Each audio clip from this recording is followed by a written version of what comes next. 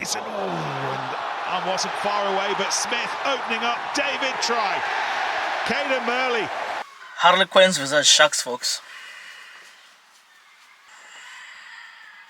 Disappointing. Disappointing again.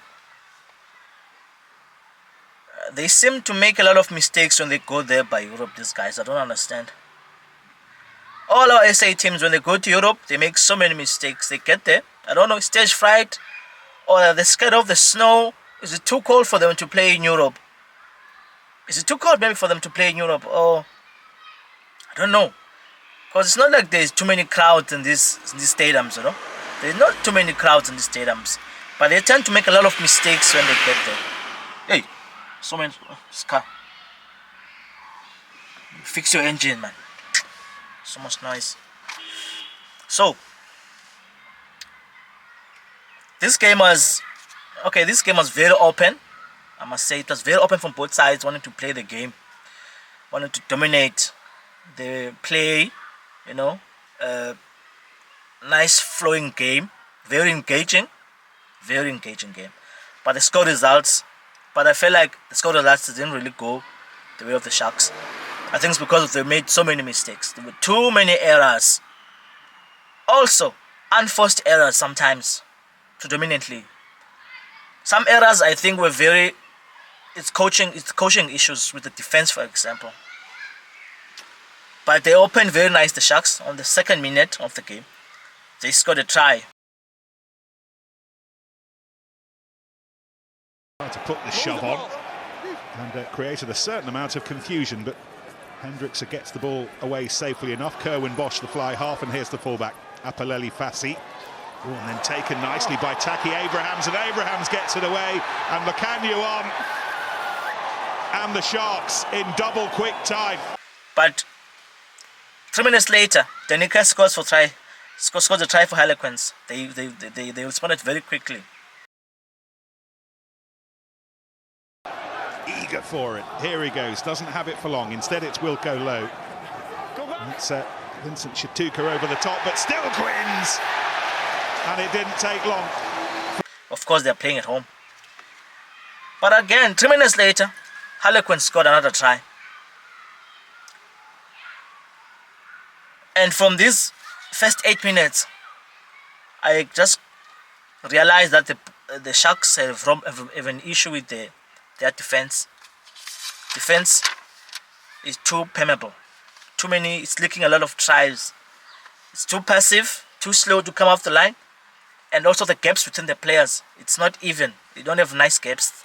The player outside or inside doesn't work for the other player next to him. They seem to not communicate very well. There it is, the ruck speed we were talking about. Esterhazen, Wallop, Kerr, Smith again having to stretch but doing well, and Marchant releasing it for Nick David on his bike. Dombrand, try. Quins very quickly into... They seem to be lost in defense, the Sharks. I think more needs to be done on their defense to improve, to make sure that at least they become impermeable. You can't be leaking so many tries in an elite competition like this, you know. The defense of the Sharks is too passive. It's not well formed. It's not. I'm not sure. I think it's a coaching issue, or the coaching guy is still new, still trying to build the defense. They have not understood yet the details on how to defend. They need to be much better when coming to reading plays from these backlines, you know.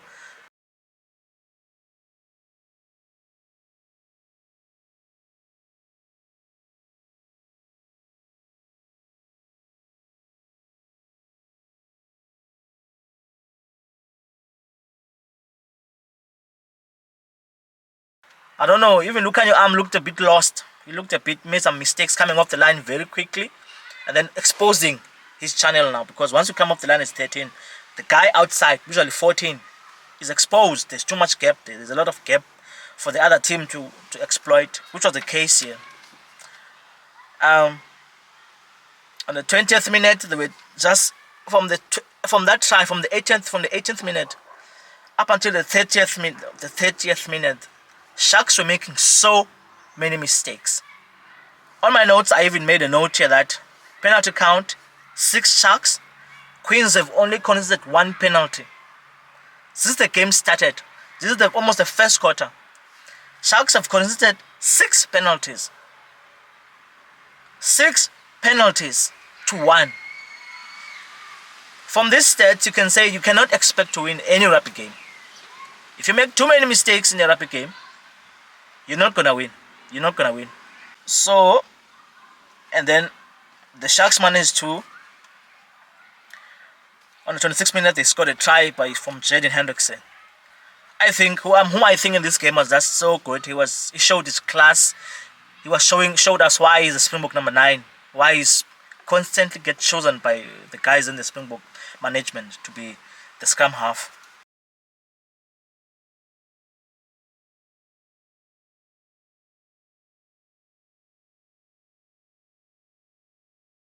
So much quality from him. Standout player in the field. He rarely made any mistake in the game. You know, which shows how class this guy is. On the 38th minute, Etzebeth scored a try from a poor technical mistake from Harlequins. So when you form a ruck and then you're trying to form like a centipede on the ruck, the player so you bind. To complete a bind on the ruck, you must complete the bind by making sure that you have contact with the player in front of you via the shoulder. If your shoulder is not attached to the player in front of you in the ruck and the ball gets under you, which technically means it's out, the player defending against you can come around and take the ball and score and go score a try, which Etzebeth did in this game.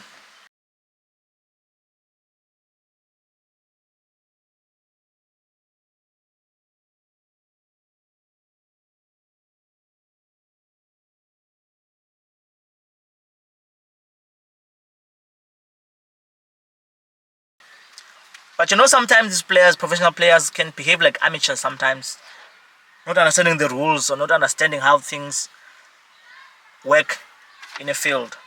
It's just not up to standard, not what I thought I would see from the Sharks. I can say I'm bemoaning a lot of things here, like the defense and the way the defense fix the defense Sharks, because you're not gonna win this competition if the defense is so poor.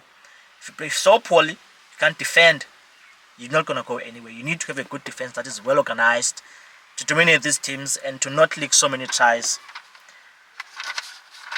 So yeah, guys, there isn't much I can say about this game. There isn't much. All I'm gonna say is the Sharks need to fix that.